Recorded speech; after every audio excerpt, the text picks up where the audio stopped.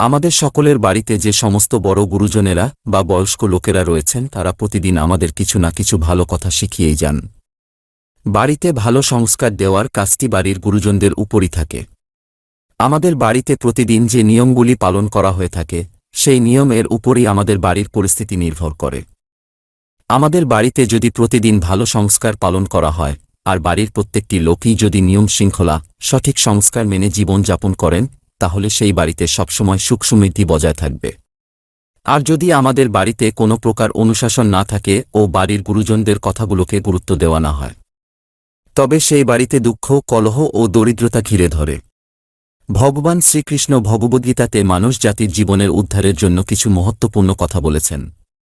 ভগবদ্গীতা অনুসারে মানুষদের নিজের জীবন থেকে দুঃখ ও দরিদ্রতা দূর করার জন্য রোজ সকালে এই 7টি কাজ অবশ্যই করা উচিত। কেননা যে ব্যক্তি এই 7টি কাজ প্রতিদিন করে থাকেন তার জীবনে দুঃখ দুর্দশা দূর হয়ে সুখ ও সমৃদ্ধিতে ভরে ওঠে। তো চলুন বন্ধুরা জেনে নেওয়া যাক এমন কি কাজ রয়েছে যা মানুষদের রোজ সকালে ওঠার পর করা উচিত। প্রথমত, আমাদের সকল ধর্মগ্রন্থতে ব্রহ্ম মুহূর্তে ঘুম থেকে ওঠাকে সর্বোত্তম বলে মনে করা হয়েছে। কিন্তু বর্তমানে আজকালকার অনিয়মিত জীবনকালে এটা অত্যন্ত অসম্ভব বলে মনে হয়। কিন্তু তা সত্ত্বেও আমাদের প্রাতকালে যতটা তাড়াতাড়ি সম্ভব তত তাড়াতাড়ি ঘুম থেকে ওঠার চেষ্টা করতে হবে। চোখ খোলার সাথে সাথেই সর্বপ্রথম ঈশ্বরের নাম নিতে হবে। আর নিত্যকর্ম সেরে নেওয়ার পর ঈশ্বরের পূজার্চনার মাধ্যমে নিজের দিনটি শুরু করা উচিত। এমনটা করার ফলে আপনার মনে একটি পজিটিভ শক্তি বিরাজ করে। এই পজিটিভ শক্তি আপনাকে দিনভর ভালো কাজ করার শক্তি যোগাবে। আর যদি সম্ভব হয় সূর্য উদয়ের সময় সূর্যদেবকে অর্ঘ্য নিবেদন অবশ্যই করবেন। দ্বিতীয়ত, সূর্যদেবকে অর্ঘ্য দানের সাথে সাথে সূর্য প্রণামও অবশ্যই করবেন। সূর্য প্রণাম একটি সর্বাঙ্গীন ব্যায়াম হওয়ার সাথেই সূর্যদেবকে কৃতজ্ঞতা জানানোর একটি মাধ্যম। মন্ত্র উচ্চারণের মাধ্যমে সূর্য প্রণাম করলে একটি মানসিক শান্তি পাবেন ও নীরব জীবন যাপন করতে পারবেন। তৃতীয়ত, বন্ধুরা কিছু গাছগাছালি ভগবানের বিশেষ আশীর্বাদ পেয়ে থাকে। এই ধরনের গাছগাছালিগুলিকে আমাদের হিন্দু ধর্মে বিশেষ রূপে পূজা করা হয়ে থাকে। এরকমই একটি অত্যন্ত পবিত্র গাছ হল তুলসী গাছ। এই পবিত্র গাছটি সকল বাড়িতে থাকা উচিত। শাস্ত্রতে বলা হয়েছে যেই বাড়িতে তুলসী গাছ নেই সেই বাড়িতে শ্রীহরির বাস হয় না। আর যেখানে শ্রীহরির বাস নেই সেখানে মা লক্ষ্মী বা কিভাবে থাকবেন। তুলসী শ্রীকৃষ্ণের অত্যন্ত প্রিয়।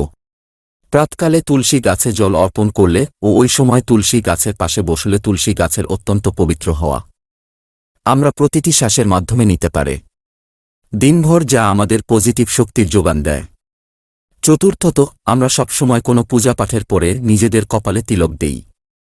কিন্তু আমাদের শাস্ত্রমতে প্রতিদিন কপালে তিলক, কেশর, হলদি, কুমকুম লাগানোর শাস্ত্রীয় ও তান্ত্রিক মাহাত্ম্য রয়েছে।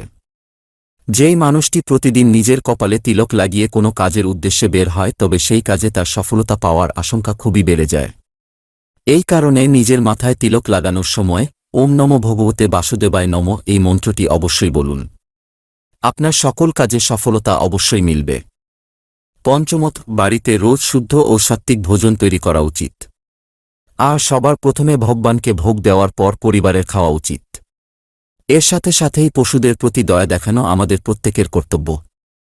তাদের কিছু পরিমাণ খাবার দেওয়া হলে ভগবান শ্রীকৃষ্ণ আমাদের উপর খুবই প্রসন্ন হন। এর ফলে সেই ব্যক্তির জীবন থেকে সকল প্রকার দুঃখ দুর্দশা সমাপ্তি ঘটে। ষষ্ঠত, প্রতিদিন সন্ধ্যাবেলায় পূজাস্থানে ঠাকুরের সামনে অবশ্যই প্রদীপ জ্বালান। আর তার সাথে সম্ভব হলে পরিবারের সকলে মিলে ঈশ্বরের ভজনা করুন। আপনি চাইলে ভগবদ্গীতা কিংবা রামায়ণের কিছু অংশ পড়তে পারেন। এই ধর্মগ্রন্থগুলোকে পড়া শ্রেষ্ঠ বলে মনে করা হয়।